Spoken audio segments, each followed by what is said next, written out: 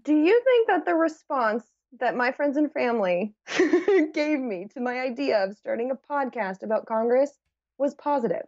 Like, do you think anyone was like, "That's a great idea"? Like, especially in a time when no one was making money, most people didn't know what a podcast was. This was pre-Serial. People thought I was insane, and I did it anyway. And the reason was that I felt like it was a good idea, and if I didn't try it, I would always regret it. You're listening to the Creative Impostor, episode number 39.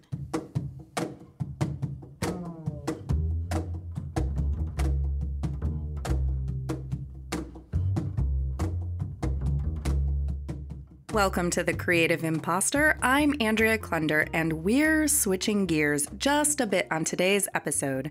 We are talking politics.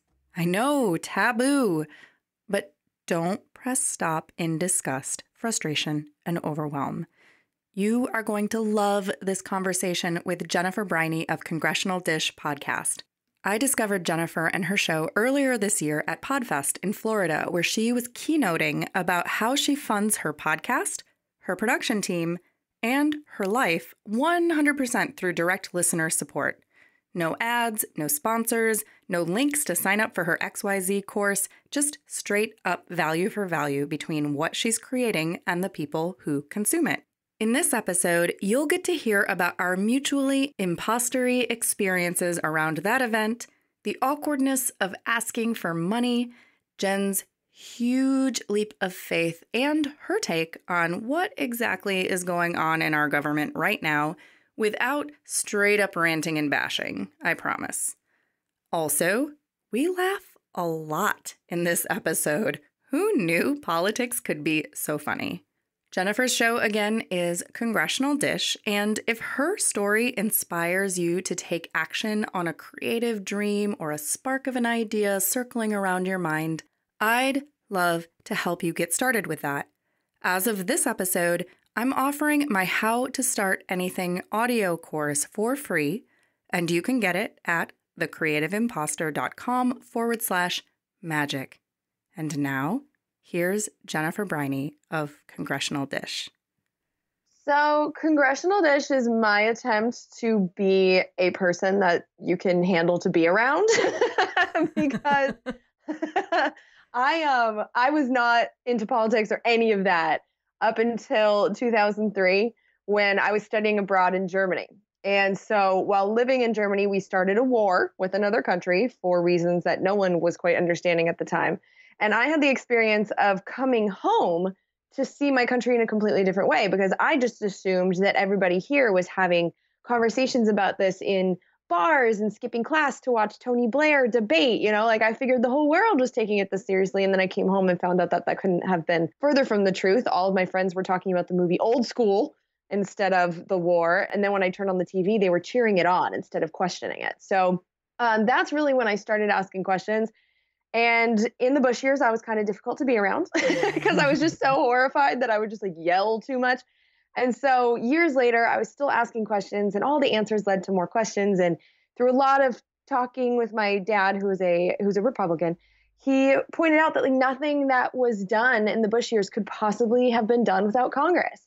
And so that really, it really got to me. And so then I started looking at my branch of government and realizing I knew nothing about it. And so I had been into talk radio and the talk radio station that I thought that I would be a good fit at, it didn't exist anymore. And so I decided to start a podcast because the technology had gotten to the point where I could. And for the first year, I taught myself about Congress by trying to read every bill that passed the House of Representatives. So for the first 2 years of Congressional Dish, you can hear me slowly losing my mind when I realized that the do nothing Congress actually does a whole lot more than we're told. And so now I'm 4.5 years in. And the structure of the show has changed a little bit now that I know that I can't read every bill and that I know it's also not necessary. And it's still just my journey of trying to figure out what is going on, how the laws are changed, and what is our role in this world. Okay, so how long are most bills that pass through Congress when you're trying to read them? It's funny. I get this question all the time. They can range anywhere from like 1 page to 2,000 pages. Although you do have to keep in mind that when you hear those numbers, congressional bills have giant margins. and a lot of the words are not necessary. So as I read more and more bills, I'm very good at figuring out where the meat of the bill is without having to read every word anymore. But yeah, the range is unbelievable. So it's like I never really know until I sit down and I start the reading. I never really know how long it's going to take me. Like, for instance, one of the hardest bills I've ever read was 4 pages long, but it amended so many different laws and I had to go into so many rabbit holes to figure out what was going on. It was also a financial bill. So it's like, it's just scrambling my brain, even just the topic. But that was one of the hardest ones. And then there's also the government funding laws that are sometimes 2,000 pages, but those I know how to use the charts now. So yeah, there is no average. I never know what they're going to hit me with. It's chaos up there on the hill. I feel like this year and with this presidential cycle, I consider myself to be fairly well educated and fairly intelligent. I've never taken a major interest in politics necessarily. And part of the reason is because I find it so opaque and frustrating. And I think that this year I was really trying to pay more attention and learn more and be more actively involved and better informed. And for a long time, I never even voted because I would say, well, I'm not really that well informed. I have not taken it upon myself to become that well informed. So therefore, there's no reason for me to vote because I don't actually know who or what I'm voting for. And so that was like my justification for a really long time. I'm not proud of that necessarily, but that was really my standpoint. And I realized this year when I started trying to learn more and be more informed, my extent of knowledge of how government works and how Congress works really is like the I'm Just a Bill song from Schoolhouse Rock. I know, I've used that in the show before. That's funny. And I love Schoolhouse Rock, but I'm like, really, this is like the extent of what I know about how our government works. When you launched the show, what feedback did you get, or what have you heard people say in terms of how much we actually do or don't understand what's happening in government? What do you think is most people's learning curve like? Well, it's interesting because I have a generational divide where the feedback on their own knowledge is very different. So the baby boomers, they had this class called civics where they learned this stuff. And I was born in 1982, and that was the start of the education deregulation. And I never had civics. I had social studies, and I was in AP history, for Christ's sake, and I still didn't understand Congress. And so we have a whole generation of people, and I actually think it's on purpose that we haven't been told how our government works, because this way we're not able to participate in it. And as we've seen, the people that are in charge are able to do whatever they want because we're not aware. And so that's kind of one of the reasons I wanted to educate myself. I mean, for the first year of doing Congressional Dish, I didn't even try to make money. I was really just doing this to see if I liked podcasting, see if there were any stories in Congress, just to see.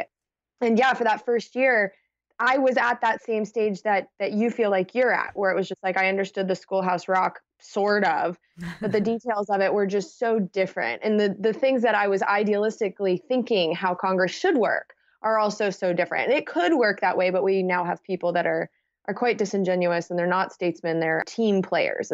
It's the Democrats trying to beat the Republicans and vice versa all the time. And the way the House is supposed to work, the way the Senate is supposed to work, we're seeing even, 2 centuries worth of decorum being thrown out the window right now. So it's fascinating to see what's happening.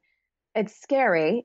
But I think one of the benefits of my show and why I'm doing it is that I'm trying to take the things that they say. I'm a communications major, so I'm really good with words.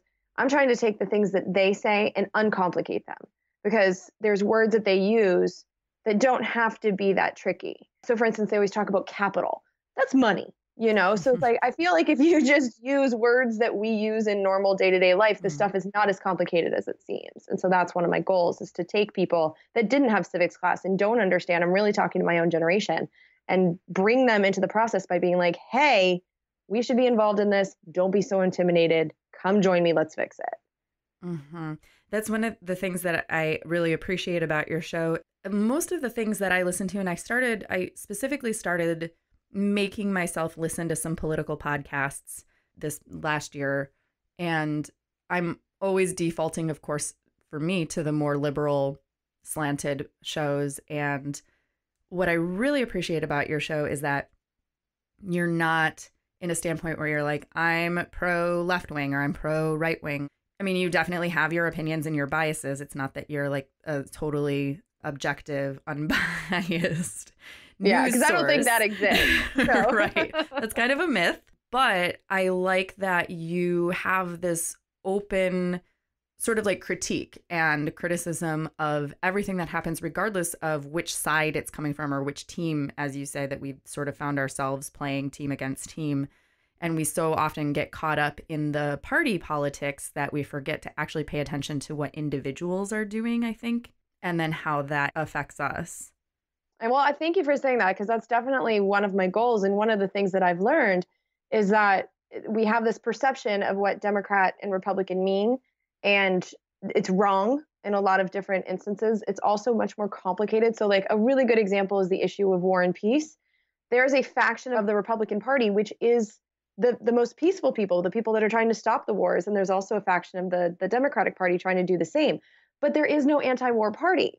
So it's like, if you're talking about that particular issue, you can't say that like Republicans are warmongers and Democrats are peacemakers, because the facts just don't align with that. Also, with the financial industry, same thing. There are certain Democrats that are just as corporate as Republicans. So it's like, you really have to look at who the individual is and how they vote and where they're getting their money from. That's so key when judging why politicians do what they do. And I think the red versus blue divide thing is absolutely toxic. And so it's also something I'm trying to combat, to just be like, listen, we're Americans. That's the only team I care about. So I really appreciate you saying that. It's something that I'm definitely doing on purpose. And it does help that my parents are Republican, yet I live in like San Francisco. So, so I'm also getting the feedback from what is supposedly the other side all the time. I just feel like I can speak both sides. And yeah, it's something I'm trying to do. So thank you. You're welcome.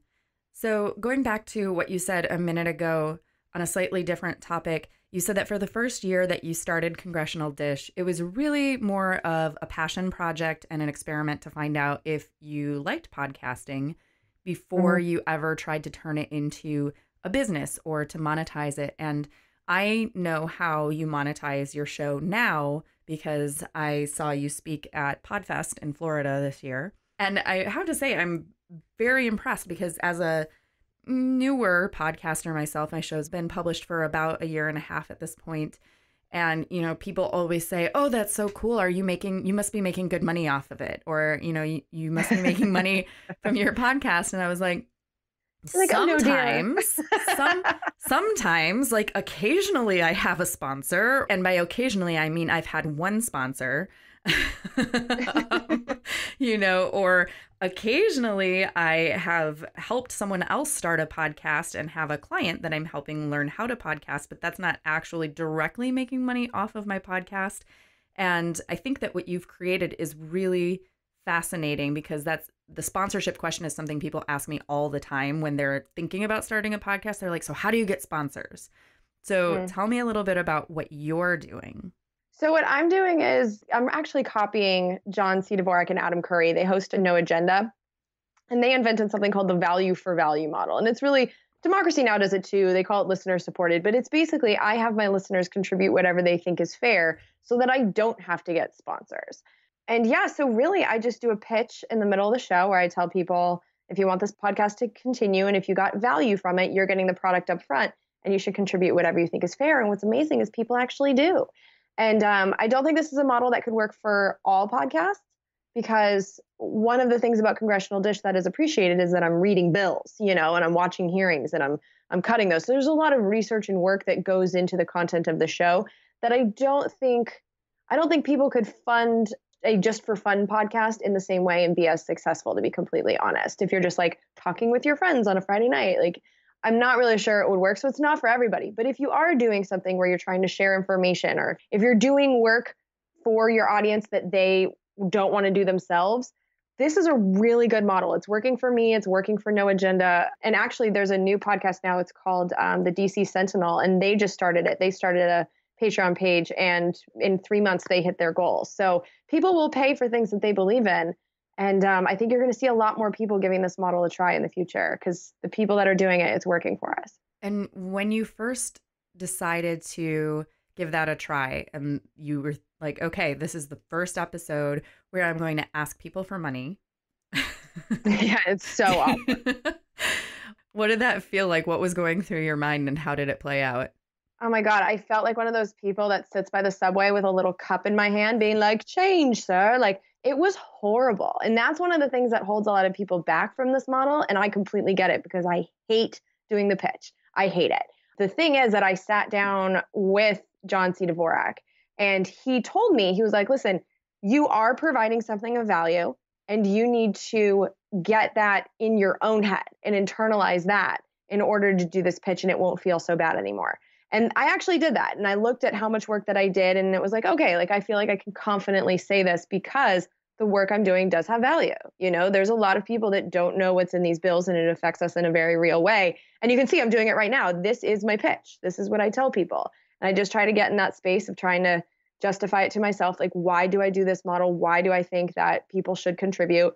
And I tell them. And so it's getting a little bit easier, but it's still the most awkward part of every episode for me. It's something that I've really learned how to do over time. I mean, it's been 3.5 years now, but yeah, if you go back to the old episodes, I think you can hear my discomfort with it. It's tricky. It's really tricky. Mm-hmm.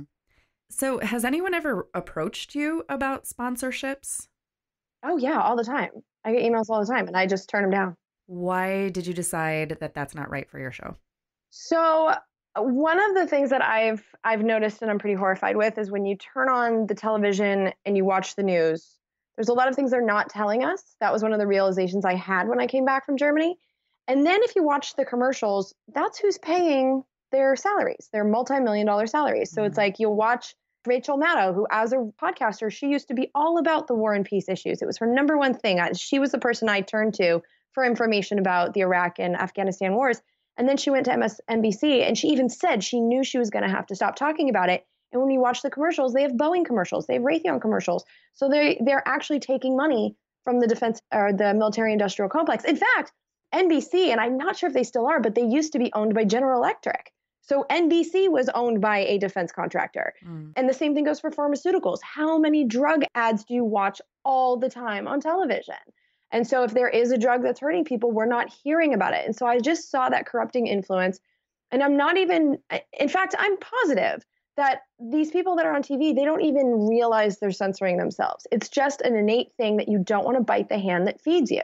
And so for me, I wanted the only hand that feeds me to be my listeners. Those are the only people I'm accountable to. This way I wouldn't have to worry about if I insult people in either party, because I do that in like every single episode.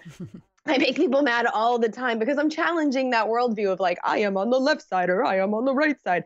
And now I don't have to worry about it. And what's nice too is like, it's also the funding model of a lot of different people contributing. So when I do make someone mad and they decide to pull their funding because of whatever I said, there's still plenty of other people. It doesn't destroy my business. If I had one big sponsor and they got mad about something that I said and they said, hey, Jen, never do this again.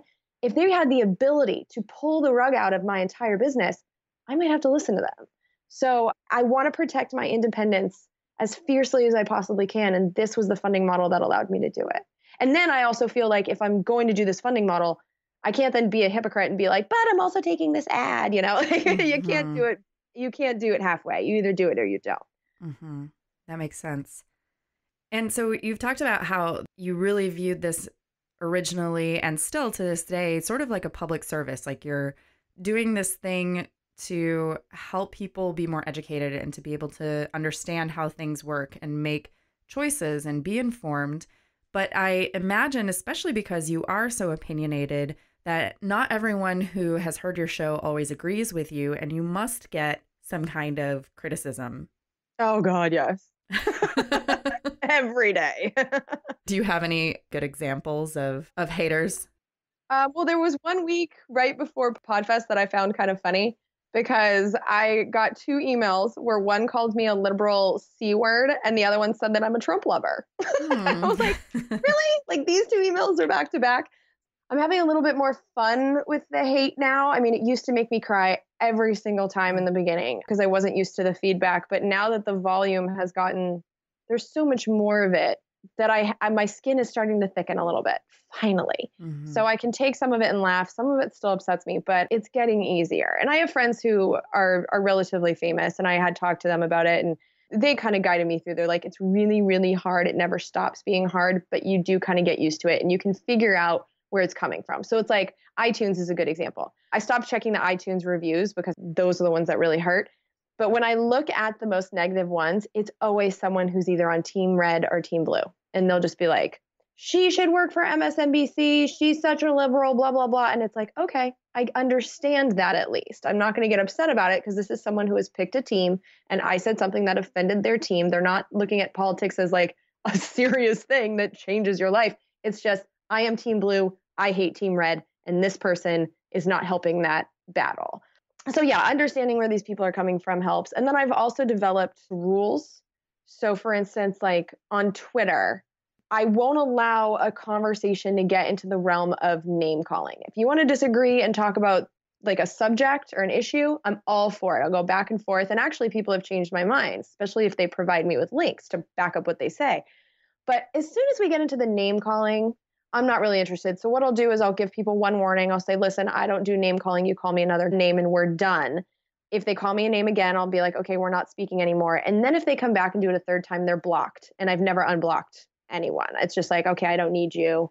Because there's 300 million people in this country. So it's like, I'm not going to win everybody over. And I don't need that negativity coming into my phone and my computer, especially if it's unwarranted. You know, I'm totally fine with people criticizing my opinions. I'm not okay with them criticizing me. Mm-hmm. Yeah. It's almost like when you can understand where that criticism is coming from, like a lot of times it's something very personal having to do with the person who is doing the criticizing, more so even than it is you. Mm-hmm. But sometimes it's hard to have that objectivity about it because it can feel really personal. Well, and these last few months have been especially difficult because, like I said, I'm in San Francisco and obviously, like, I'm a woman and there's been a lot of backlash and some really mean things said to me because I didn't support Hillary Clinton. And I didn't vote for Trump either. I was just saying they're both horrendous for their own reasons. But the fact that I didn't full-throated be all out for Hillary, it really upset some people in my life, in my personal life too. And that's what really that's what really hurt in the last 6 months, where it was like, okay, this is now bleeding over into my personal life. People who are in my life listen to the podcast and are now at kickball getting pissed at me because I didn't vote for the person that they liked the best, you know, being told that I'm a traitor to my gender because I didn't vote for someone whose record I didn't like. And so the last 6 months, these have been a challenge for me, especially where my topic is Congress, not the executive branch. Mm-hmm. Like to take that much heat. And it's something that I know is still bleeding into some of my episodes because when it happens, there's a lot of emotion behind it. I understand it because there were a lot of women who really wanted to see the first woman president, who were really shocked and really upset, and their anger is just being directed in my direction. I understand that, but it's still hard. You know what I mean? Yeah. And I know I'm bringing it upon myself by doing this podcast, but still, it's difficult. Yeah, and I think that when you have a show, a podcast, or any other creative venture where you're really putting your authentic point of view and pieces of yourself. I mean, even though your show is about Congress, there's still so much of you in your show. And there's so much of your point of view and how you see the world and your interpretations of these different things. It can be very vulnerable. It's a huge risk to put it out there. And sometimes those risks definitely pay off. And sometimes they totally crash and burn. Just depending. Yeah. And since this show is really centered around the idea of creativity and imposter syndrome, risk taking is a huge factor in that, because I think sometimes the fear of a risk crashing and burning really prevents us from being fully authentic and saying exactly what we feel and standing behind, yes, I would love to see a female president, but no, I don't think Hillary's the one. Her actions are not the actions that I want to support, or her choices, or her voting record. And that's a huge risk. Do you see creating your show as risky? Oh, yeah, definitely. And even before I started it, this show probably started 6 months later than it could have, because when I was considering the idea, I also considered that I was messing with the most powerful people in the world. And the more scary this country gets, I mean, we just saw that guy hauled off of a plane. That was that was the Chicago State Police, you know? So yeah, I'm definitely concerned messing with these people. And I'm definitely, in the beginning, because it was such a small show, it was more of a social thing.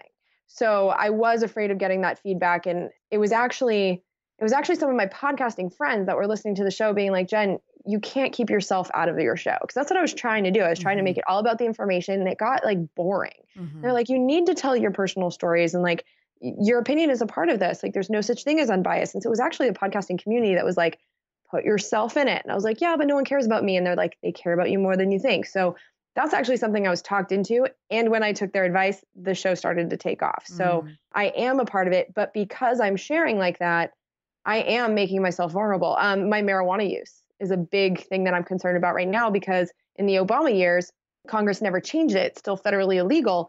But the Obama Justice Department wasn't prosecuting people for using marijuana. Well, because those laws were never changed, marijuana and heroin right now are classified as the same thing, which is ridiculous. And so even though I'm in the state of California, I have a card, it's all legit, federally, I'm committing a crime. And I'm admitting it on a podcast. I've admitted it on my podcast multiple times. I can't take that back.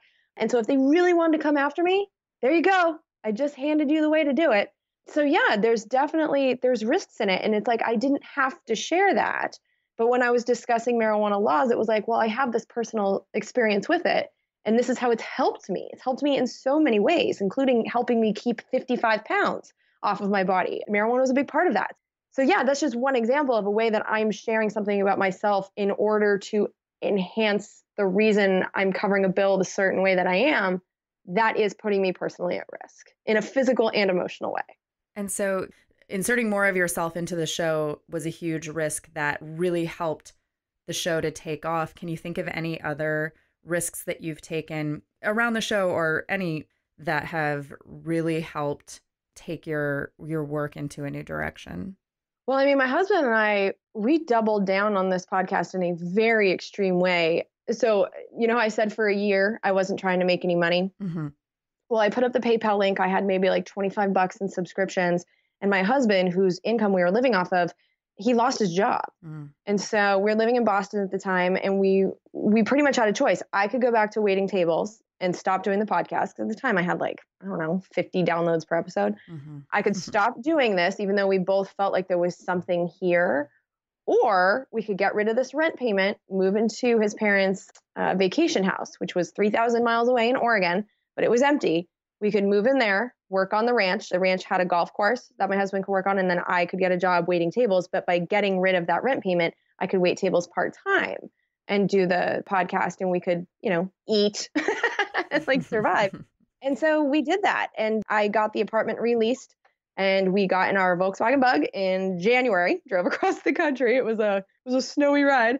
And that's what we did. So we took a huge risk because we saw the potential of this podcast. He liked, and I did too. I liked the episodes enough, and I was finding so much content. And it was like, the feedback was a huge part of it too, because people were just like, I need this information now, And so to get feedback like that, where people are like, I not only enjoy it, but I need it. It was like, okay, if you feel this way, other people probably will. So I'm going to keep trying at this. But there was a huge risk, huge. And it cost us money to do. And we moved 3,000 miles, but it paid off. Any risks that you've taken that did not work out so well?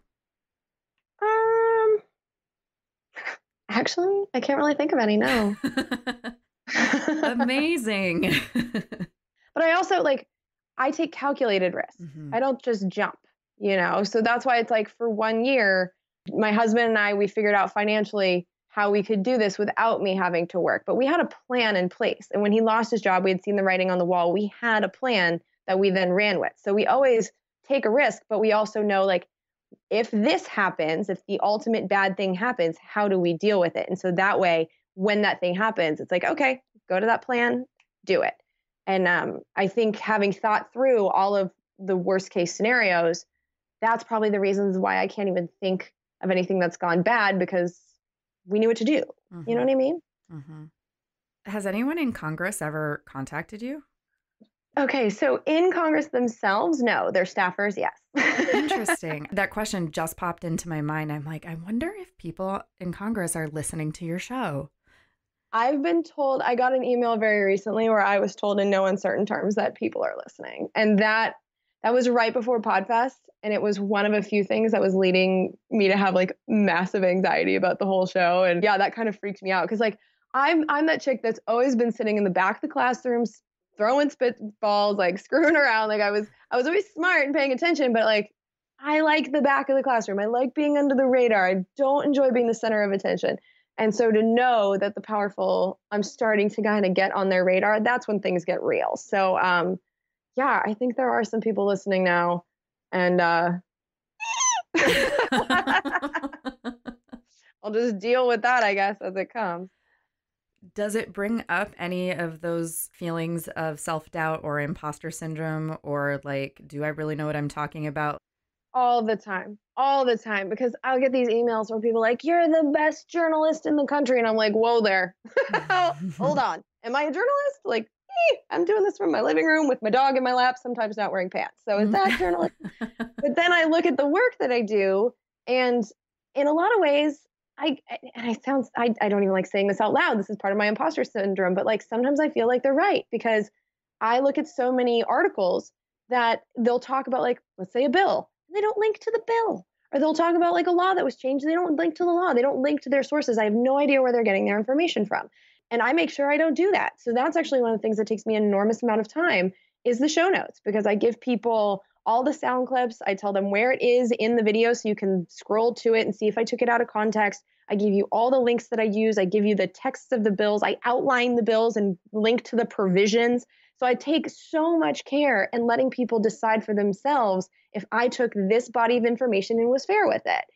And a lot of other journalists don't do that. So it's like I have these imposter syndrome moments, but then I can also go to my own work and be like, okay, calm down. You are doing things correctly. It's fine. I also had one at Podfest. Since you were there, we might as well tell you this. But that was at the end of February. And one of the reasons that Chris wanted me to speak and be a keynote speaker to all of those people in that room, which is like, that is the biggest room I've ever spoken to in my life. And so I was nervous about that to begin with, but I was supposed to be talking about the listener supported model, and my funding had dropped off a cliff. And I still didn't even know what was happening, but here I was. And like, I actually kind of cried about it a little bit, like on the episode, which is also something I tend to do. But I was just like, oh my God, you guys, like I'm doing this Podfest thing, and I'm supposed to tell them the listener supported model works. And I'm watching my funding. Like I was getting a third of what I got in January, and I was flipping out. And so when I got up there, I didn't realize that March was going to be so much better, probably because I cried on air. But I got up there feeling like a total imposter, being like, you can do it, guys. Well, meanwhile, like I'm financially freaking out. So yeah, it happens all the time, but I just kind of have to remind myself like, okay, my bad February was a dream February for most podcasters. You know what I mean? So it's like at the time I thought I was going to get like $3,500 in February, which for most podcasters is amazing. So I also need to put that in perspective, like as long as I'm able to pay everyone I need for every episode, which on Patreon, I just hit the number that I need for that. So it's like that financial panic I had in February, I hopefully won't have anymore. But yeah, as long as I can pay the people that I need to, I guess I'm good, But yeah, imposter syndrome all the time. So many self-doubts, but I guess the key to it is I just keep going anyway. I think that the money thing is so tricky. Even if you weren't keynoting specifically about the listener supported model, like that was just sort of like a double whammy, I think. But yeah, the money thing is so tied into our feelings of our ability to present on something, or our ability to be seen as an expert, or like my ability to give you entrepreneurial advice is severely compromised if I am not pulling in enough money in a particular time period, or something like that. Yeah. Yeah. It's so interesting how that can like completely throw us for a loop, specifically around financial challenges in terms of authenticity. But that I'm so glad that you shared that, because you would have never known. Yeah, I had a cocktail before that. I relaxed a little bit, and I was actually standing in the back with Daryl Darnell. He's my audio editor, and you can ask him. Like I was shaking so badly. I'm like, Daryl, I'm freaking out. And he's like, you're gonna be fine. So it's like I had my people in the back of the room being like, Jen, calm down. Like you're gonna be fine. And they had also been speakers before, so they're like 30 seconds in, you're gonna calm down. It'll be fine. And sure enough, it took a couple of minutes for me to relaxed. But then when I was up there, it actually felt more like I was doing one of my episodes. So it got better. But for the first few minutes, I mean, I was a mess. I don't even remember them. I like blacked them out. Mm-hmm. So thank you for saying that. But yeah, there's so much nervousness about this, the whole thing of like putting yourself out there in a creative way, doing something that's completely different. It can be a really scary thing. And all the positive feedback definitely helps. But it's still, every time I turn on the microphone or every time I stand up on stage, it's like, how is this going to go? I'm appealing to people that don't know me, don't care about me. I'm a stranger. And they can think whatever they want. And my work needs to speak for itself. And I think that's why I put so much work into it. It's because like, if that's what my reputation is riding on, like it has to be good, and knowing that my work is good, it also helps me with that insecurity. Because the insecurity is the worst when you don't prepare for the test, Mm-hmm. as long as you're prepared, it's better. So yeah. I'm still so nervous. Just like thinking back and like standing up, like getting ready to go up on that stage, I'm sweating again. Well, let's turn the topic a little bit and tell me, what are you most looking forward to, or what are you most excited about right now with your show and your business and your work? Well, I'm really excited that it's sustainable. Hitting that $1,000 on Patreon last week, like that's really huge because Patreon is a per episode model. Mm-hmm. So it's like I do PayPal, which is per month, but Patreon's per episode. And now I know that if I do bust out an extra episode for whatever reason, I can pay those costs. Because before, like I pay people on a per episode basis, but I was getting paid on a per month basis. So it actually was costing me money to produce extra episodes. And so now that's no longer the case. I'm not at the place where I can guarantee an extra episode will make me money, but I did this for years without making money on stuff. So I'm also not I'm not motivated on the money, but having that sustainability and knowing that I can do this and it's not going to cost me out of pocket anymore, that is huge. That is so huge. And I'm thrilled about that. And I'm also really, really excited for the 2018 election because I have gotten so many emails and tweets and Facebook messages from people that are like, I've never been interested in politics before, but this is my wake up moment. And I'm so nervous about the Trump administration, as you should be. And they're realizing like, what's the quickest thing we can do to mitigate this situation? And it's, you need to have a Congress that will investigate him. And the next time we can do that is in 2018, because the Republicans aren't investigating anything. The business interests, like they're not interested in investigating their own president. So even though that's their job. And so, yeah, I'm so excited by the amount of engagement that I'm seeing for the first time. Like usually midterms, no one's interested in. And I was actually here yesterday with a friend of mine who's running for Congress. Like she just like emailed me out of the blue. She's like, I'm running, let's have a conversation. And it was one of the most inspiring conversations I've ever had. And had this election in 2016 turned out the way it was, she never would be running. So I'm so inspired because like, what's the point of doing this if I think the country's just going to keep going in the wrong direction? As soon as I give up hope, I'm done with this show. I'm going to go move to the beach on Mexico and like play volleyball every day. But but I still have a lot of hope, and I have a lot of hope in my generation stepping up in the next few years. I hope I see it. And what's challenging you most, or where is your growing edge in your work right now? It's still work-life balance. I'm still really struggling with that. I mean, I thought when I would have all the help I need, which right now I'm pretty close to having, I thought I would be able to stop working Saturdays. And instead, what I'm doing is I'm just adding more to the episode. So instead of like doing one hearing for this next one, I'm doing 3. Like, why am I doing this to myself? So I need to I need to figure out how to deal with that. But there's just so much information right now that people want and need. And I'm starting to put too much responsibility on my shoulders. So I need to find a separation between this podcast and my personal life and put more emphasis on my personal life. And I've taken more trips this year that are personal than I was in the past, which is good. That's how I keep in touch with my family. But yeah, there's still some work to do in that arena. I need to find the right amount of hours for the podcast and the right amount of hours for me. How big is your team right now? So I have Brian who does the art. I have Daryl and his team at Pro Podcast Solutions. They do the audio, and like I love them so much. They do such a great job. I've hired Interview Connections, which is owned by Jessica Rhodes, and my agent is Margie, and they're helping me get onto podcasts like yours and doing a lot of the introductions, because obviously it's hard to meet people when you're constantly talking to yourself in your living room. Um, I also have Jess who does all the checks that come in. Like the accounting for the show is ridiculous because I have all these different ways that people pay me. So Jess puts all of that in order and keeps it organized. And so she provides the list for when I do the thank yous. My sister is now doing the show notes. And then, of course, I have the listeners. I mean, they're the most essential part of the team. And I call them the marketing department because really, I don't do much marketing. I mean, I do interviews like this, but I don't do Facebook. I tweet as myself, but all that stuff about SEO and all those marketing tricks, I don't do any of them. And it's my audience that is telling their friends and family, and the show is growing so much. And so they're the marketing department. I would not be at this level if it wasn't for them.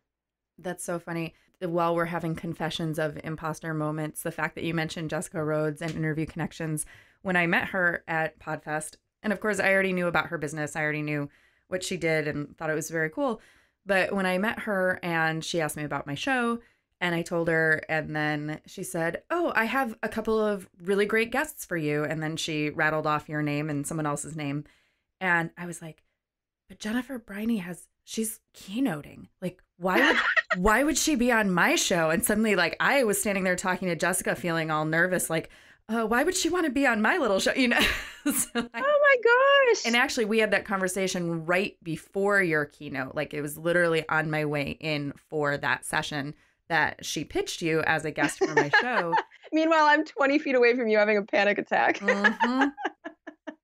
That's so funny. And that's a new thing for me too, where people that I haven't met are coming up to me and be like, "Oh my God, are you Jennifer Briney?" And I'm like, "Why? What'd I do? Who told you?" Like, who's looking for me? Yeah. I was like, what bill did I accidentally walk out on? Like, what did I do? I always think I'm in trouble. And so I go to these podcasting things and like people are like excited to meet me. It's so weird. It's so weird. And every time that happens, I get imposter syndrome too. Cause it's like, oh my God, I am so not special. Like, do not be this excited, So I appreciate that, but like, why would I come on your show? Because I would love to. Like, yeah, I go on every show that I'm invited on because I'm amazed that anyone wants to talk to me. Right. So. It just goes to show like that whole thing is in our heads. It's just completely fabricated. That whole feeling of not being good enough, or why would somebody care about my show, or why would somebody care about what I'm doing, or why would someone ask me to keynote? Like, it's all fabricated. Yeah, it's all self-doubt for sure. But I mean, like I said, I still struggle with it and I just do all this stuff anyway. That's how you deal with it, at least in my world. Something that I like to ask every guest that I have is if someone was listening to this show and they're thinking of starting off on a new creative path or launching something or starting something, they don't know whether it's going to work or whether anyone is going to pay attention to what they're doing, and you had any words of wisdom or advice for them, what it would be. And I am going to ask you that, but I'm going to modify your question and ask it in two parts. And so what is your advice or words of wisdom for someone creatively? And also, what is your words of wisdom or advice for somebody who is new on the political path and in terms of the upcoming midterm elections? What do you recommend for someone who's like still thinking about Schoolhouse Rock? Okay, so creatively, do you think that the response that my friends and family gave me to my idea of starting a podcast about Congress was positive?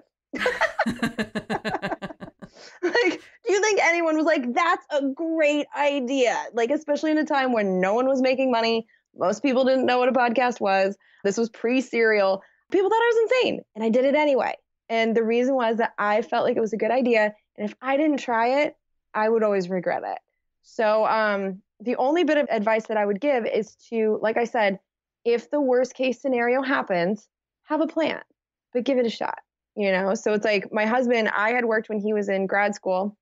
And so for 1 year, instead of me going to grad school and going in debt, I tried my crazy dream. And that's how we made that work, And so find out whatever works in your situation to give yourself a real shot at the dream, go for it. And if you fail, fine, but at least you gave it a shot and you're definitely going to learn something that'll help. Like if Congressional Dish had failed, I've learned enough to where I still get job offers all the time so this could have led and would lead to me doing something else, probably either podcasting related, or I would get a writing gig, or I could, try and work for NPR. But the lessons that I learned through trying this, there were positives to that, even if the show itself had failed. So go for it, I guess, is my advice. And then as for people new in politics, I think what we saw in this last election is that we're really sick of the red versus blue divide. And I think what we're witnessing is a huge backlash to the lies that we've been told about how divided we are. So I would just encourage people to focus on what you know to be facts and less on fighting with the other side. Because I think a lot of this fighting journalism, which really isn't journalism, but when you turn on the TV, you see a red person and a blue person are brought here to fight. I think that people are disgusted and sick of it. And so if you're going to get into politics, do it for the right reasons. Do it to change things, do it to have good conversations, and do it in a way that you're aiming to find common ground. Because the clickbait that worked from like the 1990s to the mid-Bush years where everyone's like looking for a fight, I think those days are over. I think people are looking to find common ground now. I think we're seeing the pendulum swing back the other way. And so I would just advise people to not do the aisle thing. And if you do, to reach across it. And what advice do you have for voters for the upcoming midterms? Vote. It really is that simple. Vote. It is your job. It is your responsibility. If you feel like you don't know enough, read things. But there's no reason to not be voting. It is the one thing that we are required to do as citizens of the United States. So if you don't feel like you know enough, you have the internet. All of the information is at your fingertips. There's no excuse for me for not voting. It's the one thing that someone can tell me that they do that really will upset me if they tell me that they're not voting, because I feel like it's so easy. People have died for the right to vote. It's the thing that makes us different from these countries that we're so afraid of, the dictatorial governments. The difference between them and us is our ability to vote. So to just throw it away, I can't fathom that. So my advice for 2018, register now and vote. And then last question, is there anything else that you want to share with my audience? Anything that I didn't ask you that you wish I had, or any last thoughts that are coming to your mind? This is probably the wrong answer, but no. I don't know. I feel like I've just like jabbered about myself like so much. Yeah, I don't know. I guess like just my main theme is like, if you have an idea that you think is worthwhile, like do it, because if this crazy Congress podcast can work, whatever you're thinking of, it can definitely work too. And if it has value to you, it's going to have value to someone else. I mean, I created a thing that I wanted to exist. It didn't exist. I didn't know how to get this information in an easily digestible form. So I said, all right, there's a hole here. There's at least one person in the universe that wants this thing. And I made a bet that other people would want it too. And I was right. And I feel like if you want something bad enough, chances are someone else wants it too. They might not know it yet, but when they find out about it, they'll be happy that it's there. So go for it. Just go for it. As you can hear, I had so much fun chatting with Jennifer Briney of Congressional Dish. And if you had as much fun listening as I did, you will definitely want to listen to her podcast for a critical, hopeful, and yes, sometimes even humorous deep dive into what's happening in our Congress here in the US. Because as I've been coming to terms with as of late, no matter how frustrating or overwhelming it can seem at times, it's better to at least be aware and paying attention than to be completely, even if somewhat blissfully, in the dark, singing "I'm Just a Bill" on Capitol Hill. Jennifer's podcast has inspired me politically, and her model of funding this work that she clearly is so passionate about has inspired me creatively. One of the ways Jen funds her show is through Patreon. And I've mentioned before that I've created a Patreon page for the Creative Impostor with some exclusive gifts and perks that you can redeem when you contribute as little as $1 per month to the show. Patreon is really cool because it allows content creators to get paid on that value for value model that Jen described so eloquently. Think of a Kickstarter or Indiegogo campaign, but instead of helping a creative project get started, it enables the creator to keep going. And at least for me, I know starting is not the hard part. It's somewhere in the middle that it gets a little sticky, and you really need energetic support to keep going, to keep producing, to keep trying new things and adding value and growing. That support can come in so many forms. Sometimes it looks like positive feedback in the Creative Impostor Facebook group, or feedback one-on-one in person. Sometimes it looks like people showing up for things. Sometimes it looks like download numbers in my hosting software on Libsyn. Sometimes it looks like reviews in Apple Podcasts, formerly known as iTunes. And sometimes it looks like money in my bank account. I have yet to really get any momentum going with my Patreon page, so I'd love if you could do me a favor. Go take a look and see what you think. Give me some feedback about how I could make it more tempting, engaging, or rewarding for you to become a contributing member. You can find the Patreon page at thecreativeimpostor.com/support. And of course, while we're talking about Patreon, I'll be linking to Jennifer's page as well as all of her social media and her website and her show in the show notes page for today at thecreativeimpostor.com/039. And if you have a creative project or idea swimming through your mind and would like some support, structure, or even a system for taking that leap of faith and getting started, right now I'm offering my How to Start Anything audio course for free at thecreativeimpostor.com/magic. This episode was mixed by Edwin Ruiz of Mondo Machine. Our theme music is by Jovia Armstrong. I thank you so much for listening, and I hope that you have a week filled with opportunities to reject picking teams and instead stay true to your vision and create more of what you want to see in the world around you.